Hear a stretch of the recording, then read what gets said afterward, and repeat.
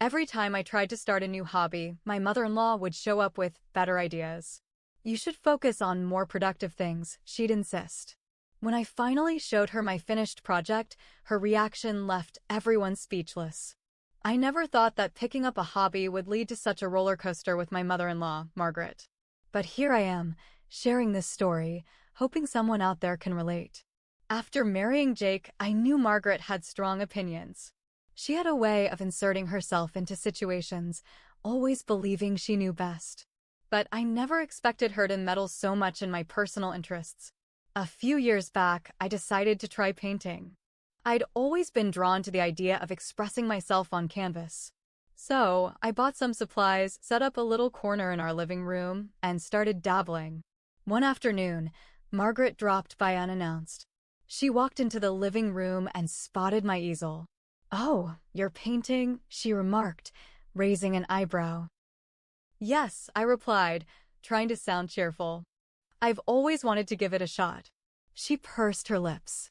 "Painting is nice, but don't you think your time would be better spent on something more practical, like cooking? Jake does love a good meal." I felt a pang of irritation, but forced a smile.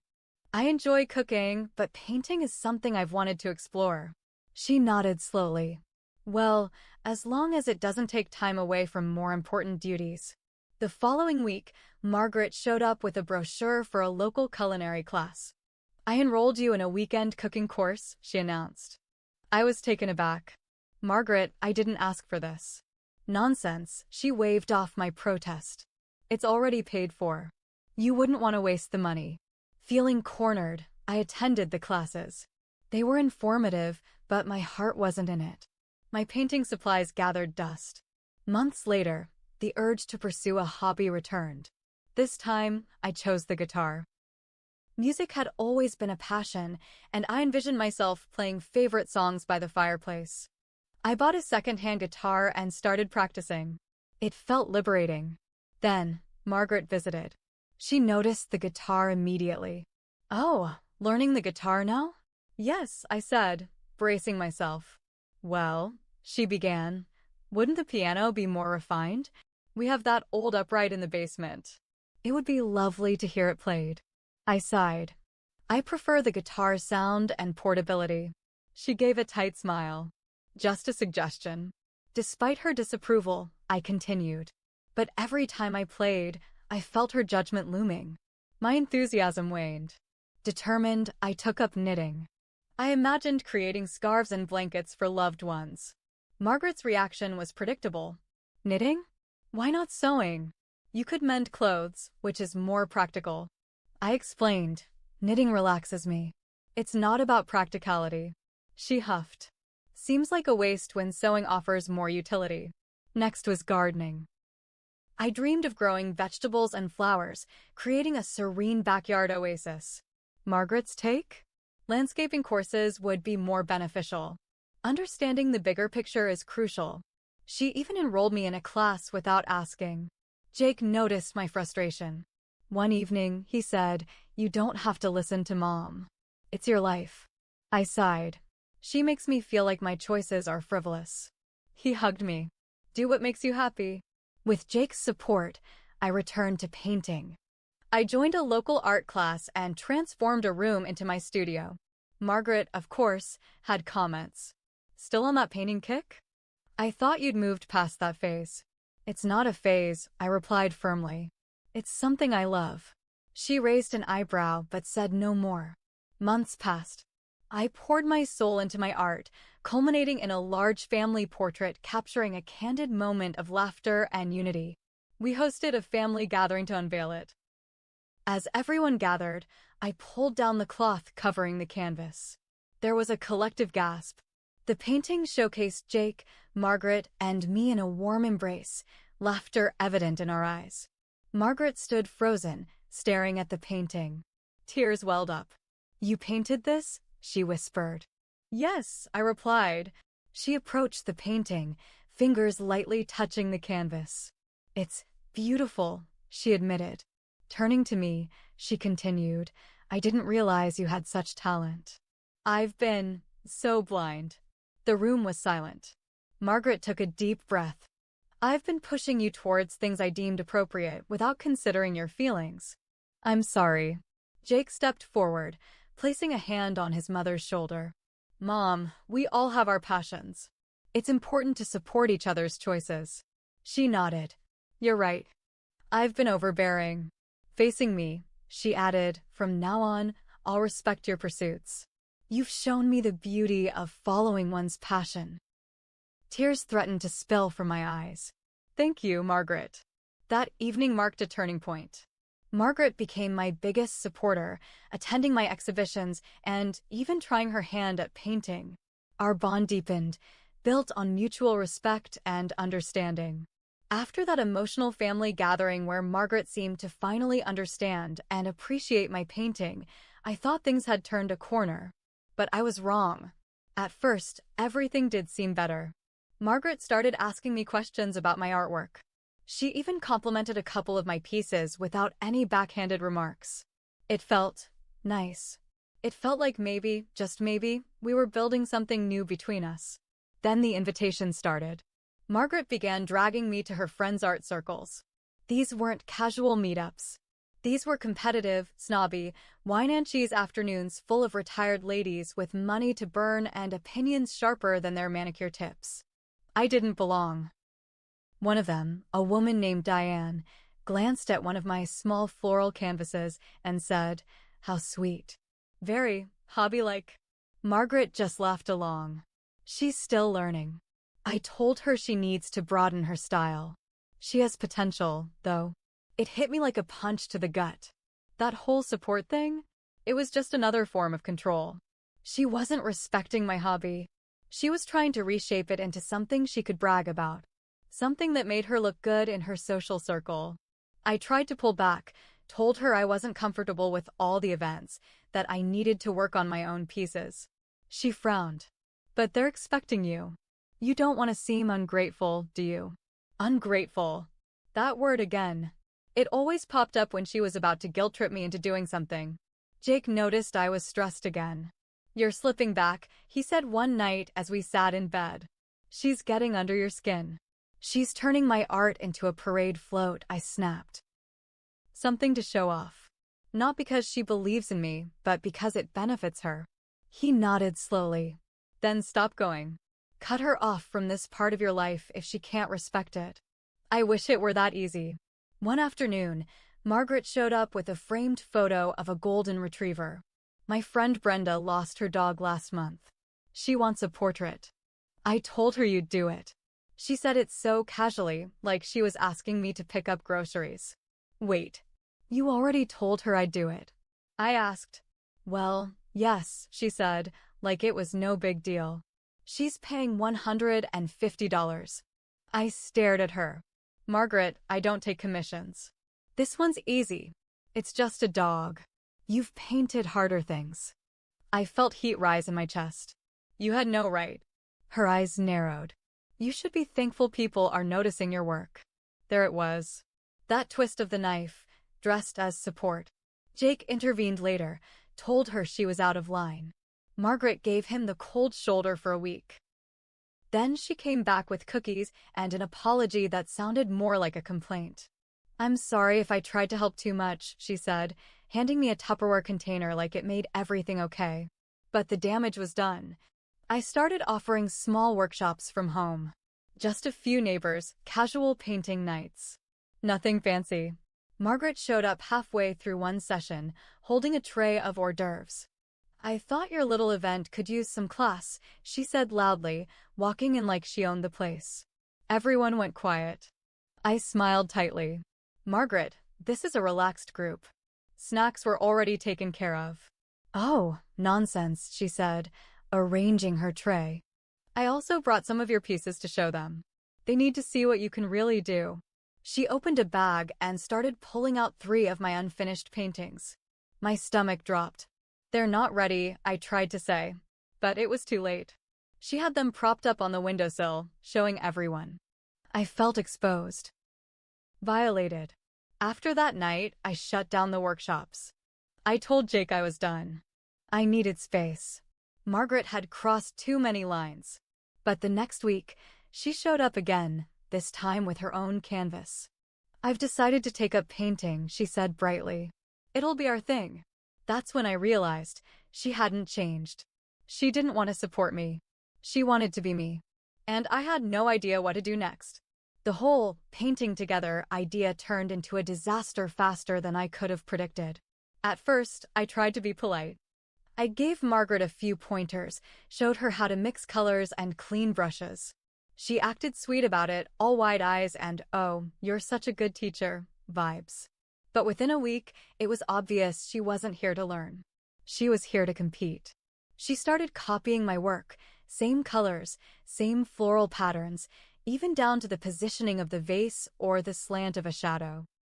Once, she literally painted a replica of something I had just finished the day before.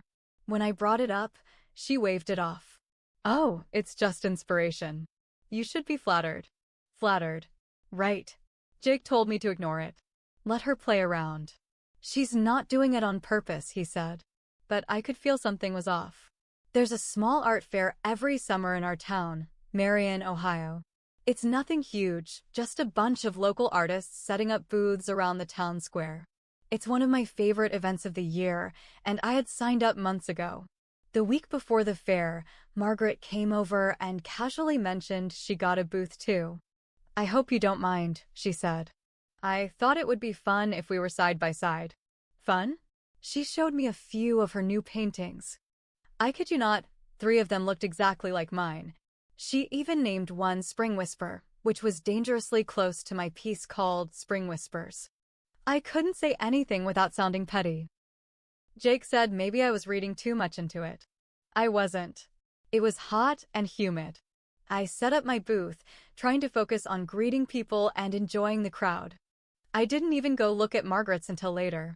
When I finally did, my stomach dropped. Her booth had a giant banner that read, "Margaret and Company, local art by a lifelong creative." Underneath, she had my art, my actual art. 2 of the pieces were the ones she had taken from my studio, just to look at. "Margaret," I snapped, dragging her aside. "You stole my work." She looked me dead in the eye and said, "Don't be dramatic. You weren't using them." I was. They were mine. Signed. You don't get to put them under your name. They're under my booth. Not my name. Besides, no one asked. If they sell, I'll give you a cut. A cut? A cut? I lost it.